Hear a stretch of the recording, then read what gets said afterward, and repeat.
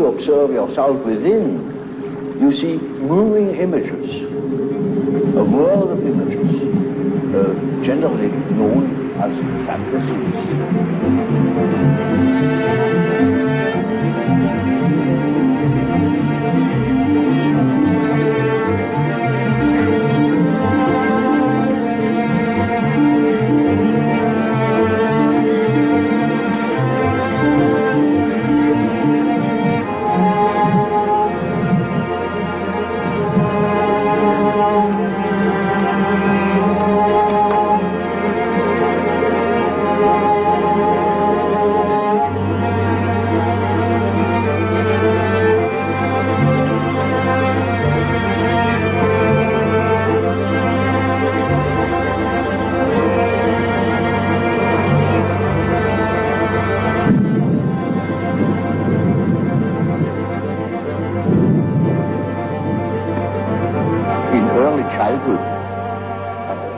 A character is already there. You see, the child is not born tabula rasa, as one assumes.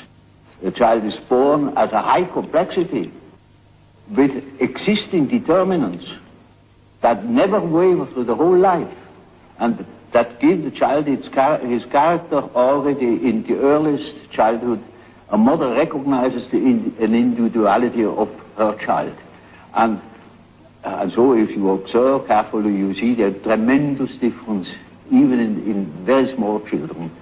And these peculiarities express themselves in every way. So first, the peculiarities express themselves in all childish activities, in the way how it plays, in the things it is interested in. There are children who are tremendously interested in all moving things, and in movement chiefly. All the things you see that affect the body. And so they are interested in what the eyes do, what the ears do, how far you can bore into the nose with your finger, you know. Now you see these things, these interests express themselves in a typically childish way in children, and later on they express themselves in other peculiarities, which are still the same, but it doesn't come from the fact that they once have done such and such a thing in childhood. It is the character that is doing it. There is a definite inherited complexity. You see, we are born into a pattern. We are a pattern. We are a structure that is pre-established through the genes. It is a biological order of our mental functioning, as for instance our biological or physiological function follows a pattern, or the behavior of any bird or insect follows a pattern, and that is the same with us. Man has a certain pattern that makes him specifically human, and no man is born without it. We are only deeply unconscious of these facts because we live all by our senses and outside of ourselves. If a man could look into it himself, he would discover it. And when a man discovers it, in our days, he thinks he's crazy. And he may be crazy.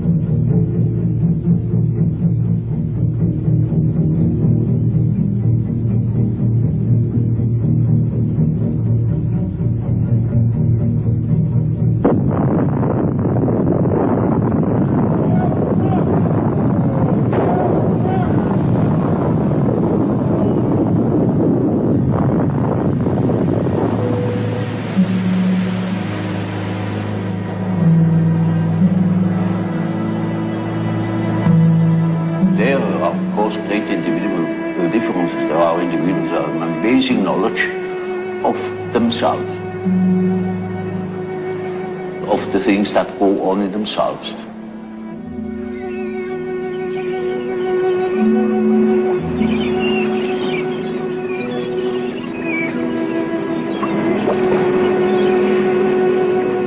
But even those people wouldn't be capable of knowing what is going on in their unconscious.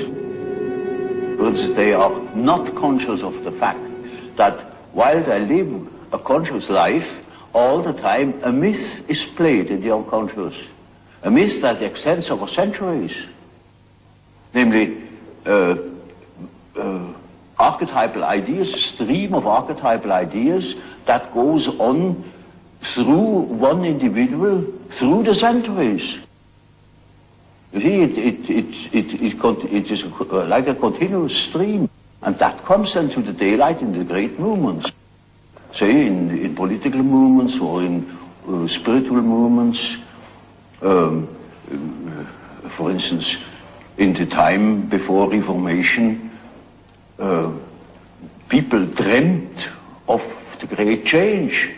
And that's the reason why such great transformations could be predicted. If somebody has been clever enough to see what there is going on in people's mind, in the unconscious mind, would be able to predict it. For instance, I have predicted the Nazi rising in Germany through the observation of my German patients. They had dreams in which the whole thing was anticipated.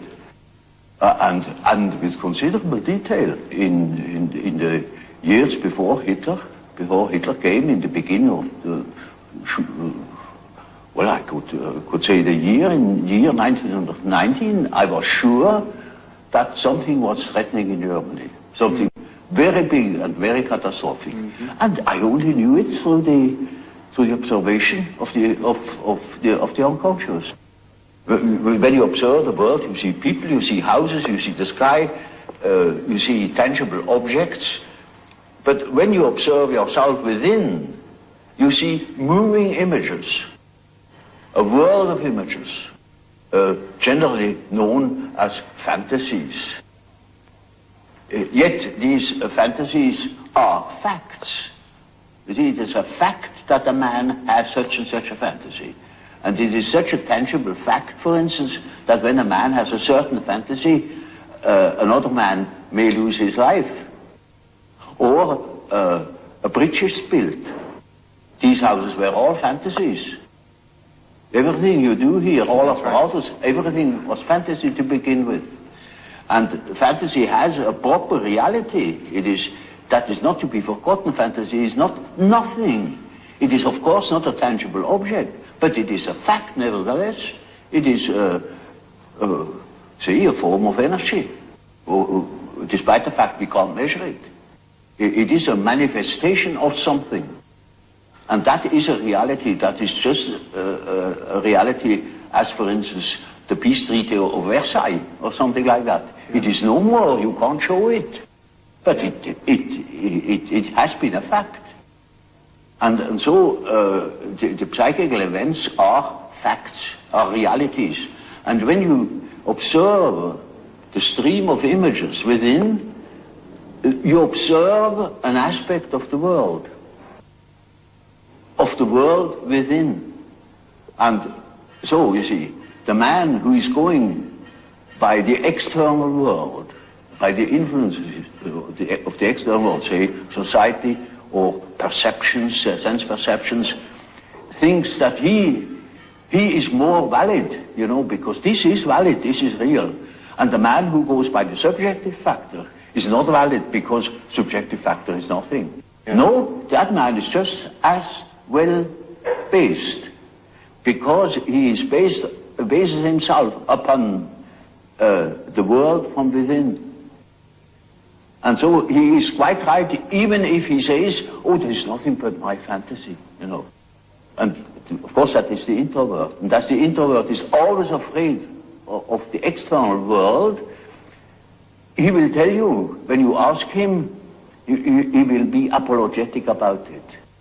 You say, of course, yes, I know, only my fantasies. And he has always resentment. And as the world in general, particularly America, is extroverted like hell, the introvert has no place.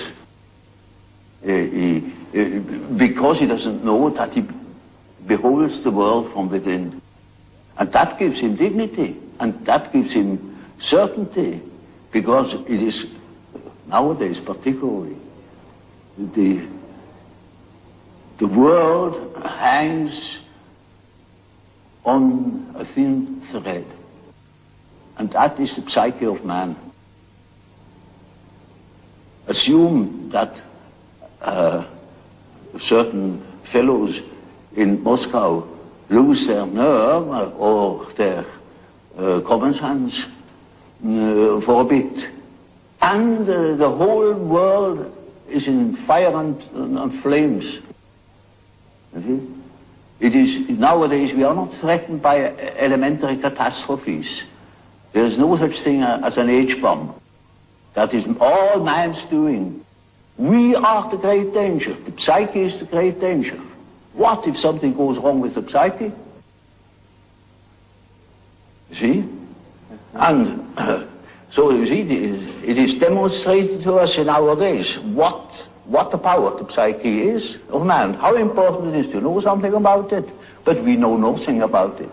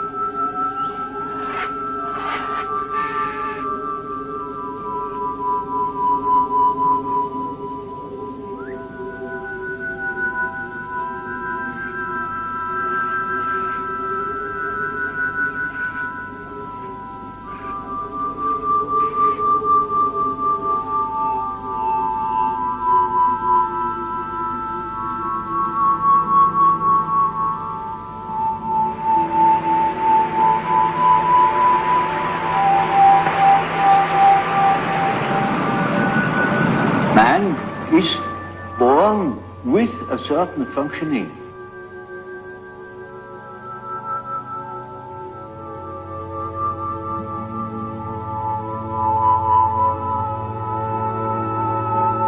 A certain way of functioning, a certain pattern of behavior.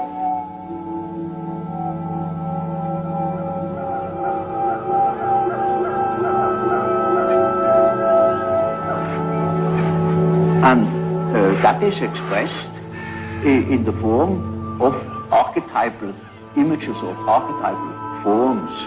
For instance, the way in which a man should behave is given by an archetype. And therefore, you see, the primitives tell such stories. A great deal of education goes through storytelling. You see, if you are unconscious about certain things that ought to be conscious, then you are dissociated. And then you are a man whose left hand never knows what the right is doing and counteracts or interferes with the right hand. Now such a man is hampered all over the place. Yes. American life is in such a way so one-sided and so déraciné, uprooted, that you must have something to compensate the earth. You see, you have to pacify your unconscious all along the line, because it is in absolute uproar. Yeah. So at the slightest provocation, you have a big moral rebellion in America. Look at the rebellion of modern youth in America, yeah. The sexual rebellion and all that, because yeah. the real natural man is just in open rebellion against the utterly inhuman form of life. They are absolutely divorced, you know, from nature, in a way, and that accounts for that drug abuse. I noticed with my patients, particularly with people that are in public life, that they have a certain way of presenting themselves. For instance, take the doctor. He has a certain way. For instance, he has good bedside manners, and he behaves as one expects a doctor behaves. He may even identify himself with it and believe that he is what he appears to be. And so when he's a professor, he's also supposed to behave in a certain way so that it is plausible that he is a professor, you know. So the persona is a certain complicated system of behavior which is partially dictated by society and partially dictated by the expectations or the wishes one nurses oneself. Now, this is not the real personality, in spite of the fact that people will assure you that that is all quite real and quite honest, yet it is not. Now, such a performance, or say, the performance of the persona is quite all right, as long as you know that you are not identical with the way in which you appear. But if you are unconscious of this fact, then you get into sometimes very disagreeable conflicts. Namely, people will can't help noticing that at home, for instance, you are quite different from what you appear to be in public. And people who don't know it stumble over it in the end. They deny that they are like that, but they are like that. They are it. And then you don't know, now, which is the real man? Is he the man as he is at home or in intimate relations, or is he the man that appears in public? It is a question of Jekyll and Hyde. Often. It is such, occasionally there is such a difference that you would almost be able to speak of the double personality. And the more that is pronounced, the more people are neurotic. They get neurotic because they have two different ways. They contradict themselves all the time, and in as much as they are unconscious of themselves, they don't know it. They think they're all one. Everybody sees that they are two. And some know him only from one side, so others know him only from the other side. And then there are situations that clash, because the way you are creates certain situations with people in your relations, and these two situations don't chime in. They are just dissonances. For instance, take a singer. Yes. Who is absolutely controlling his voice. Suddenly he can't sing.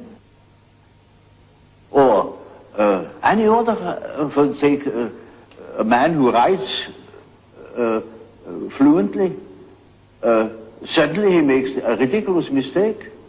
There his habit doesn't function. It may be, you know, that what the unconscious has to say is so disagreeable that one prefers not to listen. And in most cases, people would be probably less neurotic if they could admit the things. These things are always a bit difficult or disagreeable or inconvenient or something of the sort. So there is always a certain amount of repression. When in treatment, for instance, in the treatment of neurosis, you have to do with that personal unconscious for quite a while. And then only dreams come that show that the collective unconscious is touched upon. Yes. Now, as long as there is material for personal nature, you have to deal with the personal unconscious. But when you get to say, to a question, to a problem, which is no more merely personal, but also collective. You get collective dreams.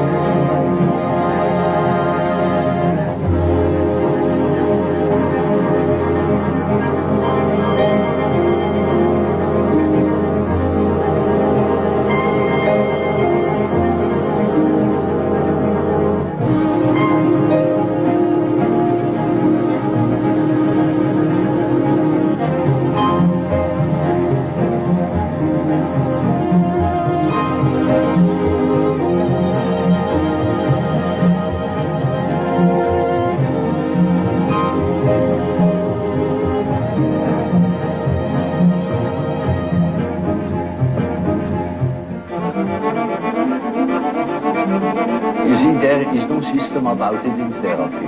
In therapy, you treat the patient as he is in the present moment, irrespective of causes and such things. That is all more or less theoretical. There are cases who know just as much about their own neurosis as I know about it, in a way. In such cases, I can start right away with posing the problem. For instance, there is a case, a professor of philosophy, and he imagines that he has cancer. He shows me several dozen X-ray plates that prove that there is no cancer. And he says, of course I have no cancer, but nevertheless I'm afraid I could have one. You see, I have consulted so many surgeons and they all assure me there is none, and I know there is none, but I might have one, you see, and that's enough. Now, you see, such a case can stop from one moment to the other. He simply stops thinking such a foolish thing, you see. But that is exactly what he cannot do. You know it is nonsense, and why should you think it? Or what for should you think it? Well, and what is that power that makes you think such a thing? It's like a possession, you know. Exactly. It's like a demon in him that makes him think like that, in spite of the fact that he doesn't want it. You see, then we have the problem. That is the problem for an intellectual man. And then I say, now, you see, you don't know, you have no answer. I have no answer. Now what are we going to do? I say, now we must see what you dream. Because the dream is a manifestation of the unconscious side. Now he never has heard the unconscious side. So I must explain to him that he has an unconscious. And that the dream is a manifestation of it. And if we succeed in analyzing the dream, we might get an idea about that power that makes him think like that. You see? In such a case, one can begin right away with the analysis of dreams. And in all cases that are a bit serious, mind you, this is not a simple case, this is a very serious and difficult case, in spite of the simplicity of the phenomenology, of the symptomatology. In all cases, after the preliminaries, as it were, history of the family, the medical anamnesis, etc., we come to that question. What is it in your unconscious that makes you wrong, that hinders you to think normally? And then we are there where we can begin with the observation of the unconscious. And then, day by day, one goes on by the data the unconscious produces. You see, we discuss the dream, and that gives a new surface to the whole problem. And he will have another dream, and the next dream gives again an answer, because the unconscious is in a compensatory relation to consciousness, and after a while we get the full picture. And if he has the full picture and has the necessary moral stamina, well, then he can be cured. But in the end, it is a moral question whether a man applies what he had learned or not.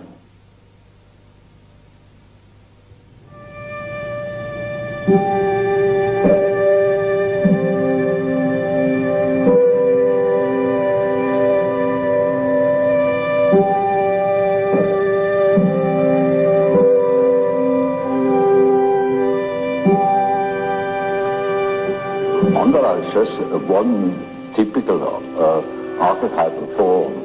It is what they call in alchemy the quadratura circuli, the square in the circle, or the circle in the square. And it is an age-old symbol that goes right back in the prehistory of man, and is all over the earth. And it either expresses the deity, or the self.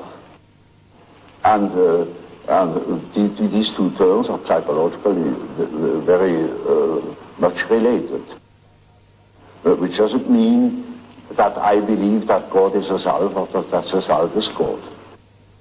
I make that statement that there is a psychological relation, and that can be have plenty of evidence for it.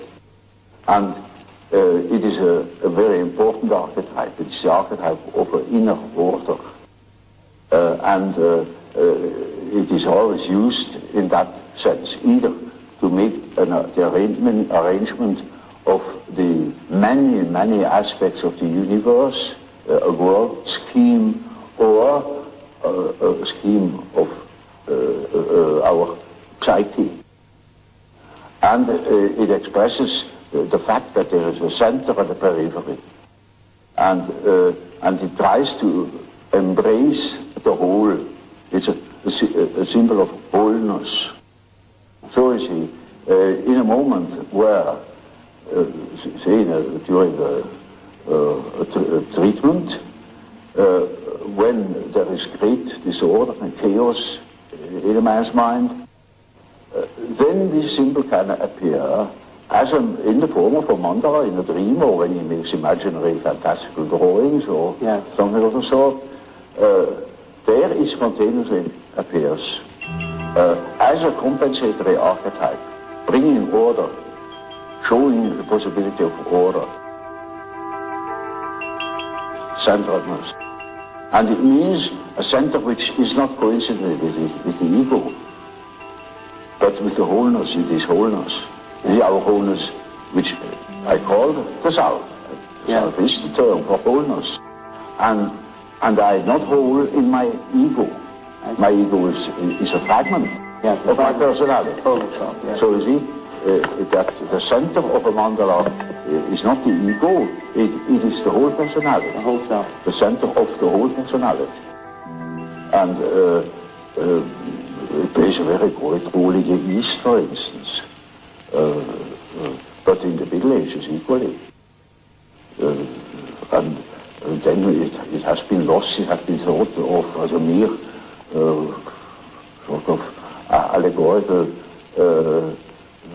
decorative motive, but as a matter of fact it is highly important and highly autonomous symbol that appears in dreams and so on, or in folklore.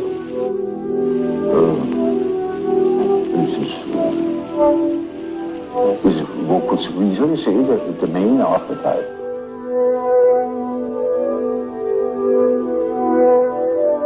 I had a case that was an intelligent young woman.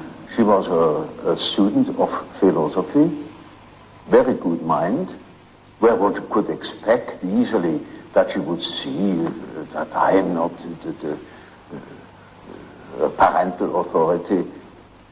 But she was utterly unable to get out of this delusion. And in such a case, one always has recourse to the dreams. It is just as if one would ask the unconscious, now what do you say to such a condition? You see, she says within the unconscious, of course I know you are not my father, but I just feel like that, it is like that, I depend upon you. And I say, now we will see what the unconscious says. Now the unconscious produces dreams in which I really assume a very curious role. You know, she was the little infant, she was sitting on my knees, I held her in my arms, I was a very tender father to the little girl, you know. And the last dream of that series was, I cannot tell you all the dreams, was that it was out in nature. I stood in a field of wheat, an enormous field of wheat that was ripe for harvest. And I was a child. And I held her in my arm like a baby. And the wind was blowing over that field of wheat. Now you know, when the wind is blowing over wheat field, these waves in the wheat field. Yes. And with these waves, I swayed like that, putting her as if it were to sleep, you know. And she felt as being in the arms of the Godhead. And I thought, now the harvest is ripe, and I must tell her. And I told her, you see, what you want and what you project into me, because you are not conscious of it, is you have the idea of a deity. You don't possess. Therefore you see it in me. That clicked. Because, you know, she had a rather intense religious education. Of course, it all vanished later on. And something disappeared from her world. The world became merely personal, and that religious conception of the world was non-existent, apparently. And so she certainly became aware of an entirely heathenish image that comes fresh from the archetype. She had not the idea of a Christian God or of an Old Testament Yahweh. It was a heathenish God. You see, a God of nature, of vegetation. He was the wheat himself. He is the spirit of the wheat, the spirit of the wind. And she was in the arms of that Newman. No. Now, that is the living experience of an archetype. Now, that made a tremendous impression upon that girl, and instantly it clicked. She saw what she really was missing, that missing value, that was in the form of a projection in myself and made myself indispensable to her. Yes. Now, that is a luminous experience, you see. And that is the thing that people are looking for. An archetypal experience that gives them an incorruptible value. You see, they depend upon other conditions, they depend upon their desires, their ambitions, depend upon other people, because they have no value in themselves. They have nothing in themselves. They are only rational, and they are not in the possession of a treasure that would make them independent. But when that girl can hold that experience, then she doesn't depend anymore. She cannot depend anymore, because that value is in herself. And that is a sort of liberation. And that is, of course, makes her complete, you know. Inasmuch as she can realize such a luminous experience, she is able to continue her path, her way, her individuation. The acorn can become an oak and not a donkey. Nature will take her course. She will become that which she is from the beginning.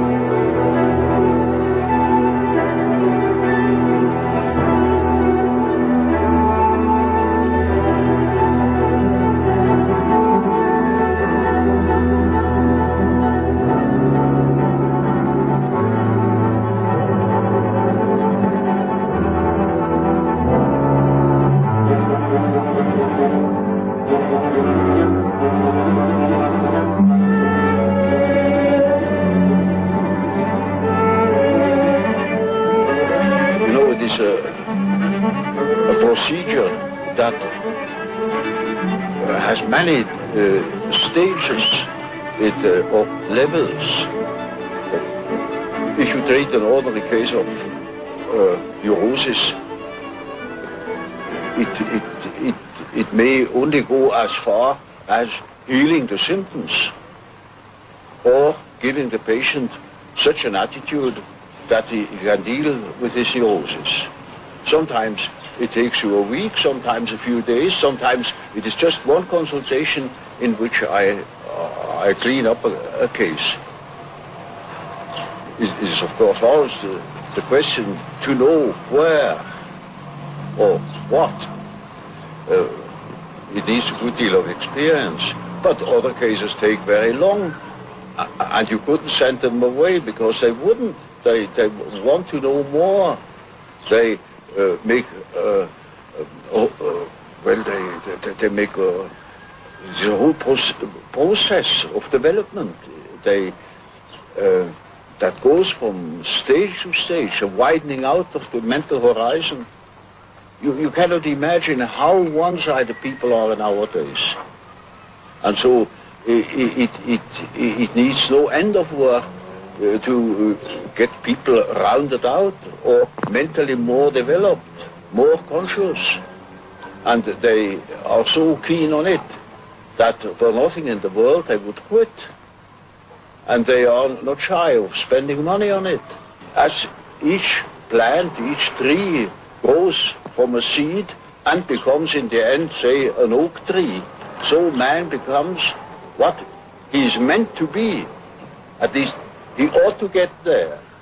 But most get stuck. They could get much further if they had heard proper things or if they had spent the necessary time on themselves. But this is not popular, you know, to spend time on oneself, because our point of view is entirely extroverted.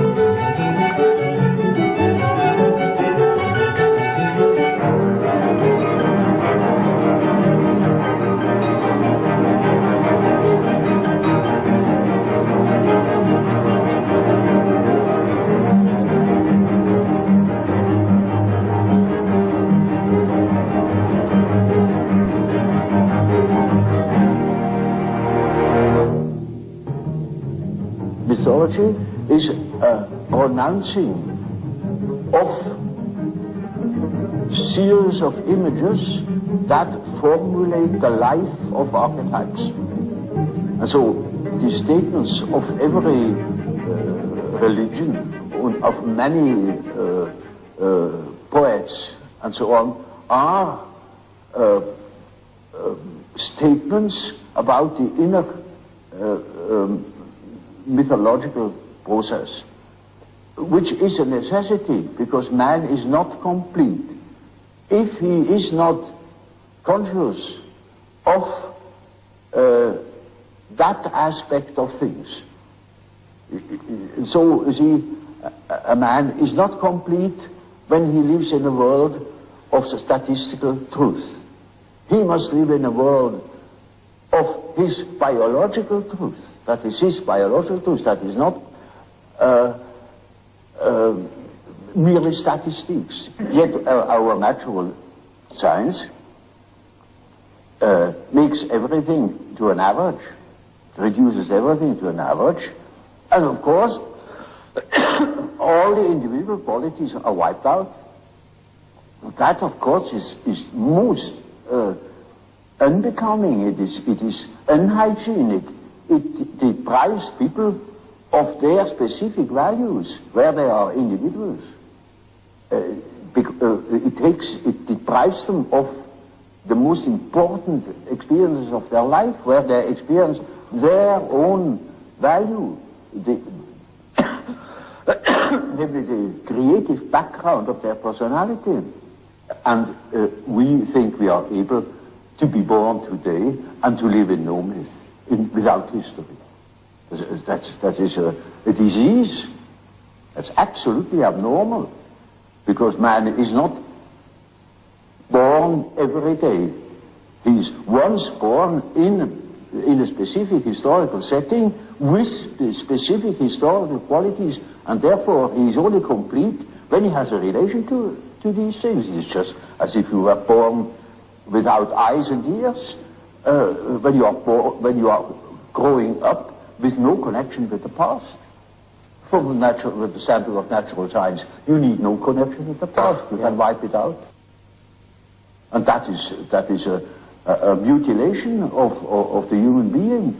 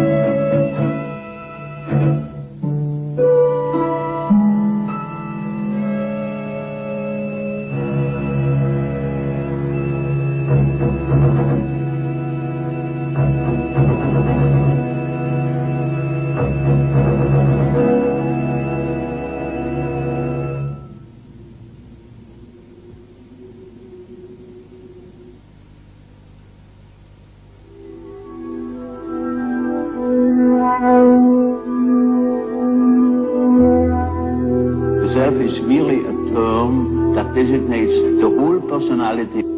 The whole personality of man is indescribable. His consciousness can be described. His unconscious cannot be described, because the unconscious, as I must repeat myself, is always unconscious. And it is really unconscious. It really does not know it.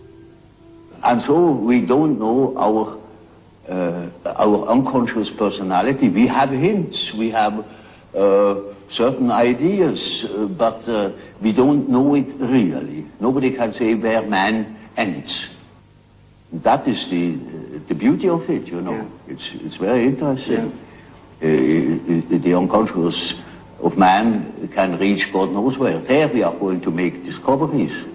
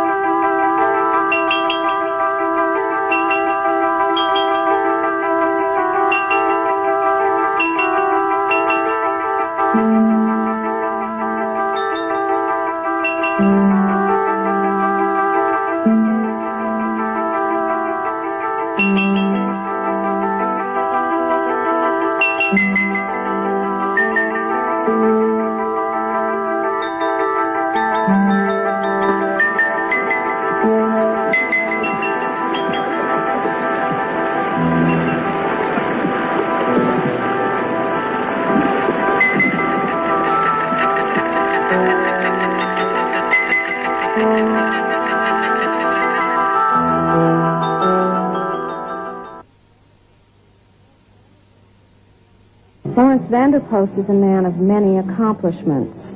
He's recognized throughout the Western world as a distinguished author and statesman. Perhaps he is most well known for his successful efforts to preserve the life and the culture of the Bushmen of the Kalahari. Van der Post was born in 1906 in South Africa to a large and distinguished family. At the age of 20, he left South Africa to pursue a career as a journalist in London. During World War II and in the years after, Van der Post served as a special envoy for Britain in the Far East and in Africa. In 1981, he was knighted for his many years of public services to the Queen. In this conversation, we hear how Van der Post came to know C.G. Jung of Switzerland. He speaks of the value of Jung's discoveries for the evolution of the modern world. Before this, Van der Post had expressed his appreciation for Jung and his psychology in two very extensive works. One, a feature-length film on Jung's life, which Van der Post wrote and produced for the BBC, and the other, a poetic and candid biography of Jung published in 1975. This conversation took place in the winter of 1978 in the living room of Sir Lawrence's home in Chelsea, where he lives with his wife, Ingeret Giffard, a noted Jungian analyst of London. I would like to hear the story of how you met C.G. Jung in the first place. Well, it's a very simple and yet a very complicated story, because the odds against my meeting him would have seemed insuperable, because whenever people had spoken to me about him in the past, although I think I have a natural interest in what is called the field of psychology, because of Freud, my experience of Freud, and Jung's association with Freud, I completely rejected Jung, and I wasn't really interested. And then I came back from about 11, 12 years of continuous war, and I was still technically in the British Army, and I just dropped my uniform in London, and I went to Zurich, where my wife happened to be working at the time with Freddie Meyer and Tony Wolff in particular, and to a certain extent with Emma and C.G. Jung. And then they had one of these sort of parties they had for the Institute, and I was asked to come along, and I found myself put next to Jung. And that's how I met him. And then he happened to be at that moment talking to some eminent Dutch scholar, and they were talking about fire and the meaning of fire. And this Dutch scholar said, oh, well, of course, it's just energy, isn't it, fire? I've never forgotten the look on Jung's face, you know, because that anybody could just think of fire as energy. It was so remote. Of course, it's that as well. And I started to join in there. And I told them about how, when I'd been dropped into the jungles of Malaya, I discovered a very interesting primitive tribe called the Sakai, who made fire in a completely different way. And Jung was immediately interested. He said, how do they make it?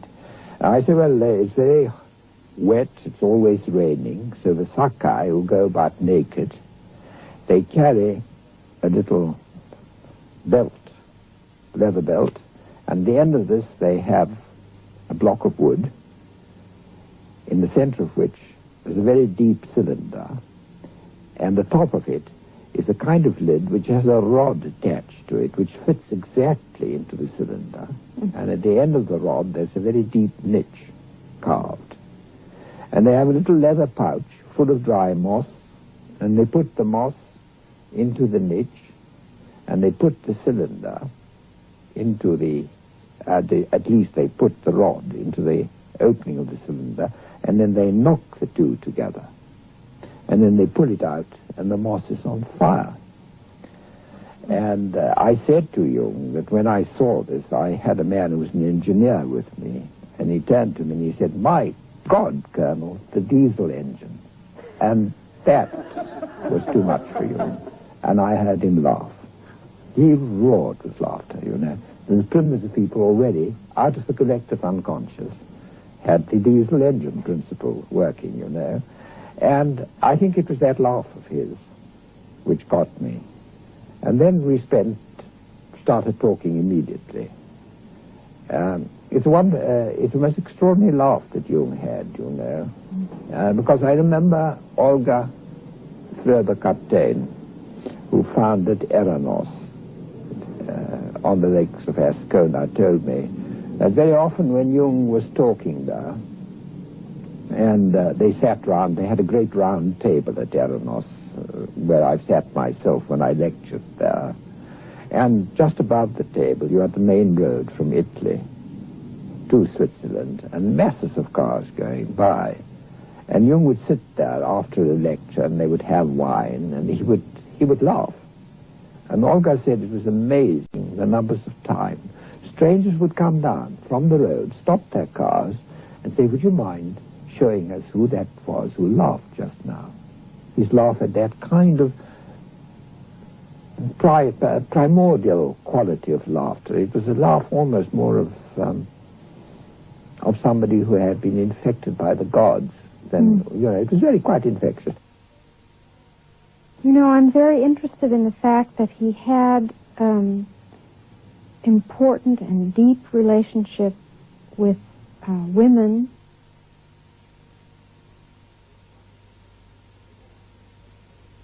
It's one of the most important things, my dear, in Jung. One must never think about Jung without remembering his love of and for women, his love of the feminine in man, as well as for the feminine in women, and the service he performed for women, and the enormous service which women performed for him.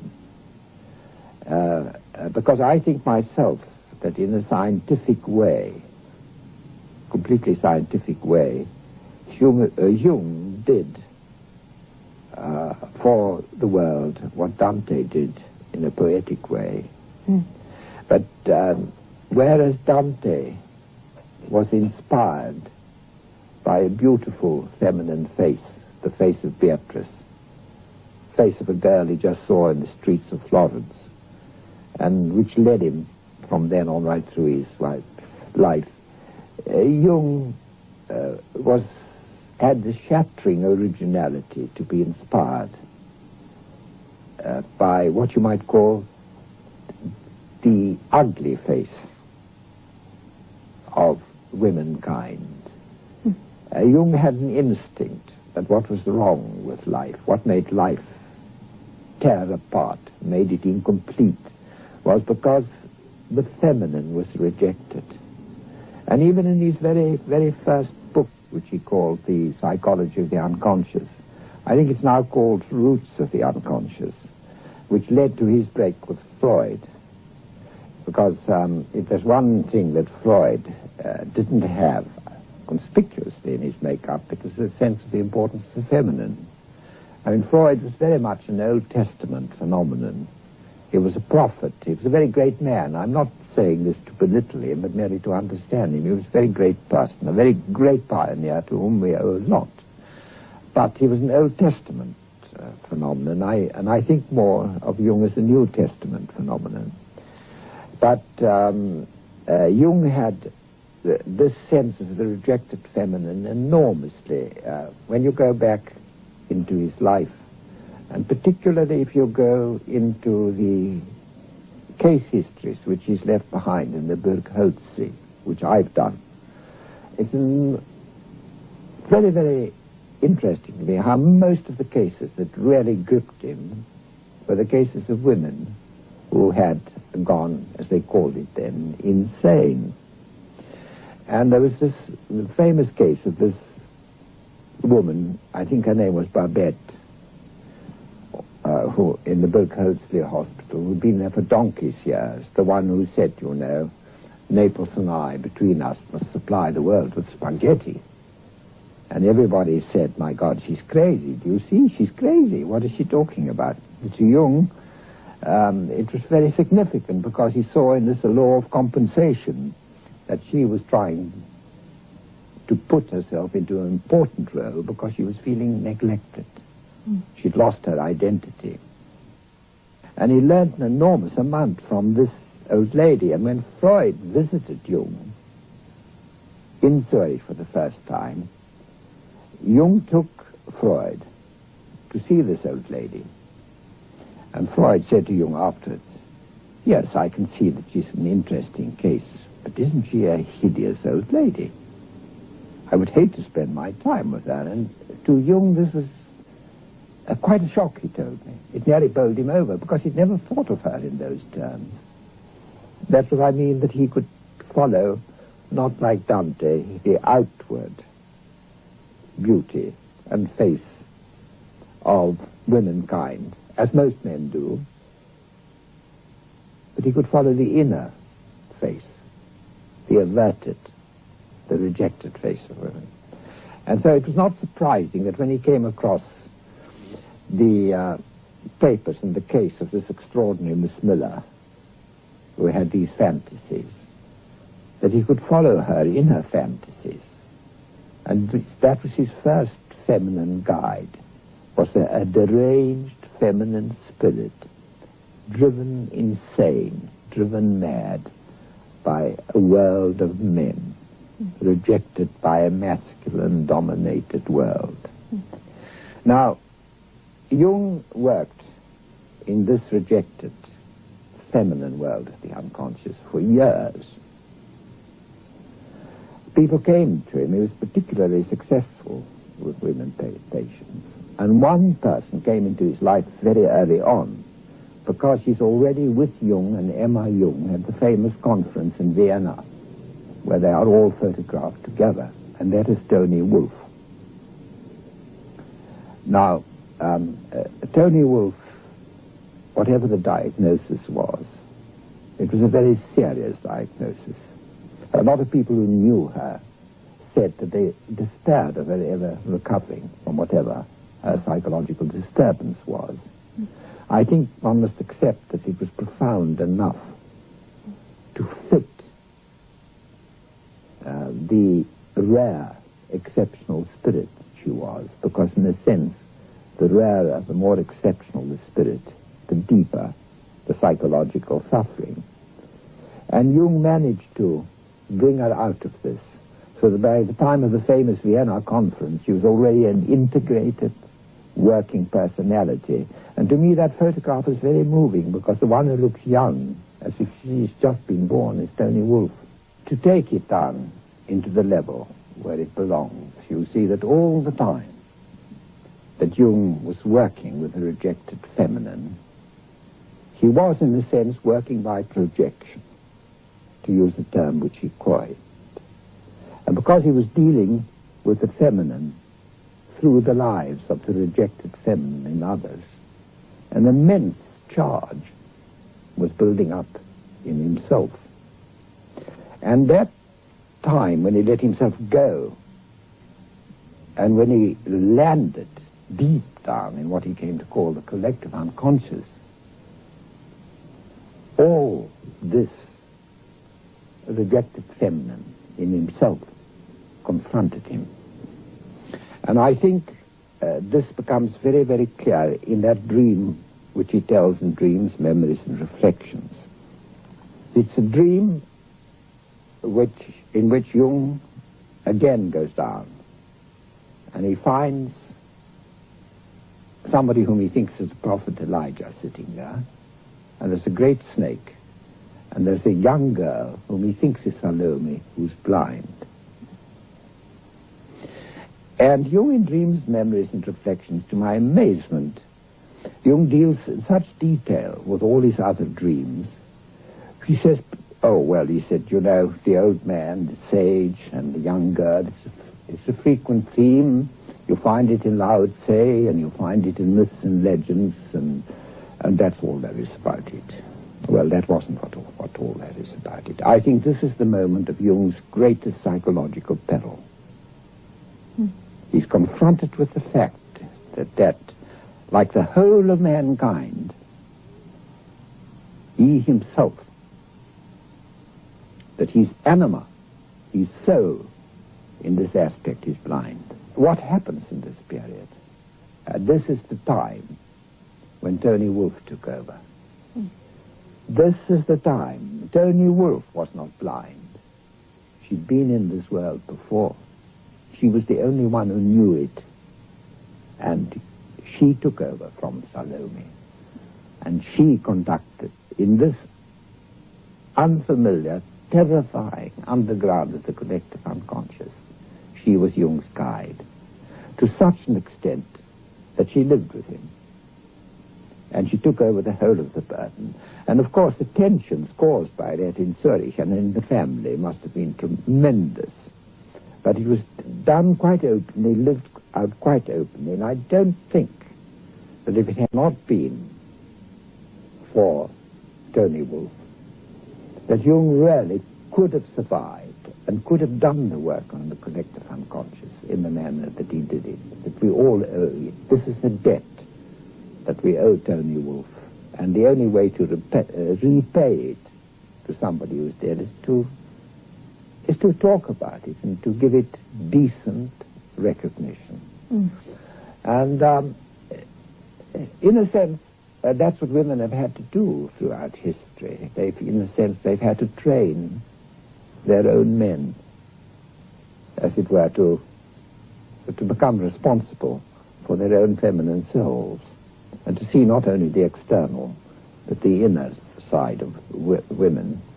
And Jung himself had the greatness to prepare the reflection of himself, because that was what Tony Wolff was, and what these rejected women were, to train himself for this moment so that he would have an instrument at his side to complete the work which men and women have to do between them on earth.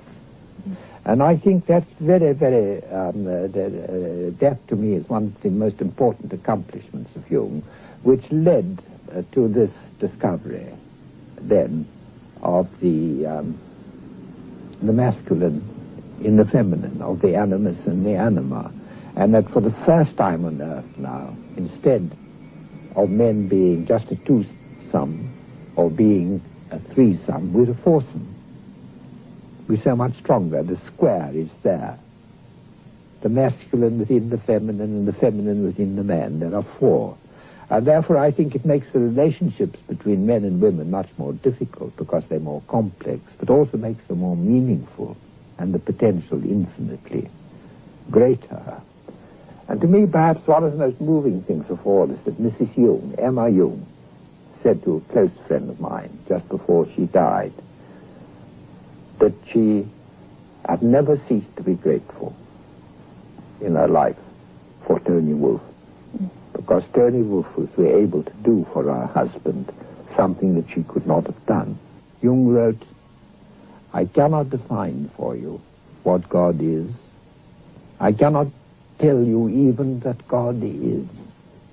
But what I can say is that all my work has scientifically proved that the pattern of God exists in every man, and that this pattern has at its disposal the greatest transforming energies of which mankind is capable."